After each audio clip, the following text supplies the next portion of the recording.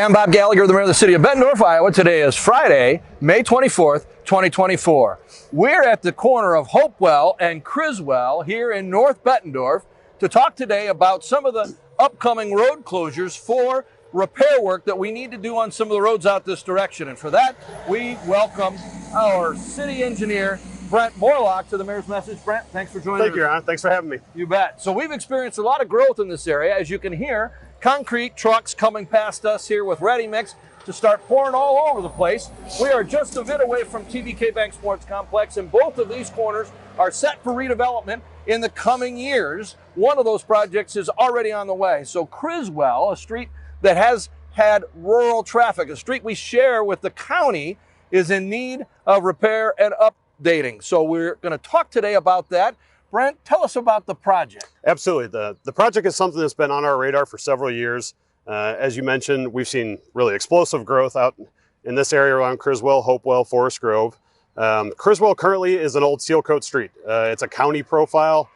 It's only about 22 feet wide. We've got roadside ditches, really not sustainable for the amount of traffic that we're seeing on here. So what we're going to do is actually the same process that we did to Forest Grove about 5, maybe 6 years ago. It's called a full depth reclamation. So it's a rehab. It's not full reconstruction. That's going to have to come later. Exactly. Mostly due to the cost. Yeah, we're looking at $9 to $11 million to be able to try to do this. And as you said, we share this road with the county, something that we would have to coordinate with them when that comes. We do know that we'll need it, Yes. but for right now, again, a full depth reclamation. So basically we're going to grind up all the old material that's out here, make use of it. So it's really a sustainable process as well. So we'll grind that up. We'll add a stabilizing agent. So we actually add cement, powder cement. We're going to widen a little bit. So we're going to get able to have those 2-foot safety ledges that we have on Forest Grove now, get us out to about a 28-foot total width. And then we're going to overlay it with asphalt. So it'll have a much improved driving surface. Yeah. We'll be able to put permanent pavement markings. We know the traffic out here, we don't have a lot in the way of street lighting.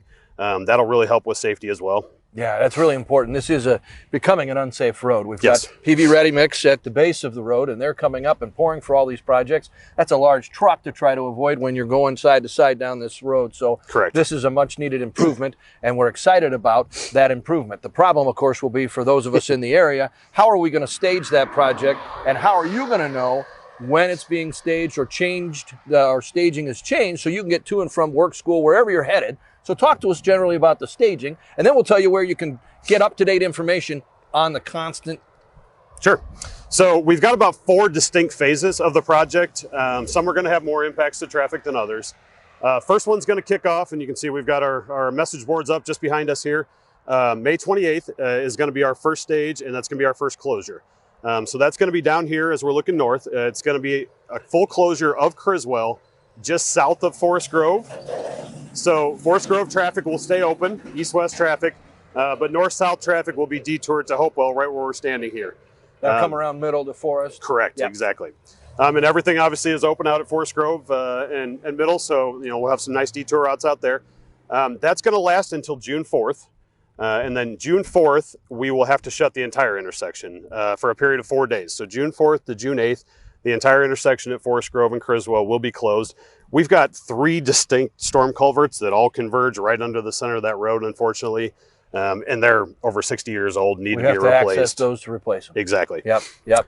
So stage 3 then looks like what? Stage 3 will be some additional storm sewer replacement. We've got, I think, 5 more of those culverts. There's a lot of relief out here, as we see with the farm fields. So there's a lot of culverts that run under Criswell and carry the storm runoff through the fields over to the east side. And to dig those up and replace them, we've got to close the road there. So each of those is about a 3-day closure. But basically, wherever that closure is, if you live north of that, you're going to head north. If you live south of that, you're going to head south. And there may be openings here at Hopewell. Yes. And certainly Forest Grove will be back open. And you've got Valley, to the south. Yes. Okay. And we know some of the neighborhoods, we've got increasing neighborhoods to the south here. A lot of cross streets that intersect with Criswell. Yep. There will be signage at each of those locations that will be updated daily if need be. If we haven't changed any of the phasing, that will stay the same. But if we have a change coming or moving to a next culvert, that will get updated to let you know when you're leaving your subdivision which way to head. Okay. So if you're coming off of one of those and you usually go north, but you're going to see a sign that says, hey, we're closed. You'll see that for 3, maybe 4 days. Exactly. Then you're going to say we're open, and you can't go south. Yes. You've got to go north. Okay. Yep. And then once that's done, then we're actually into the reclamation process. We'll keep traffic open to that. We're probably going to have to run it one way because we don't have the width. Most likely we're going to be running it one way northbound, but we'll still figure that out with the contractor. We will put out separate notifications to everyone when we get to those phases, once we know the exact dates and times for all of that. Perfect. This is a great example of why you should be signed up for Alert Iowa. You can get information on all things city through Alert Iowa, a text message to your phone or an email to you. You can get a phone call. You choose how you want to consume the information, but the information is out there. It's being pushed.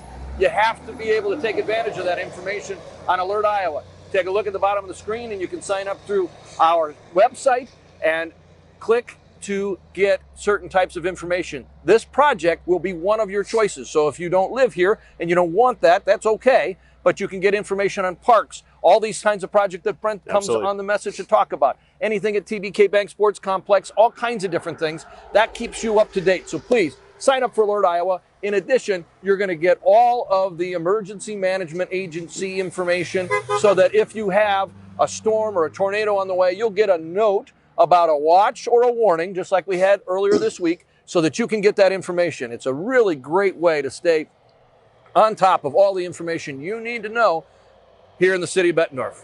Thanks a lot for joining us. Have a great weekend.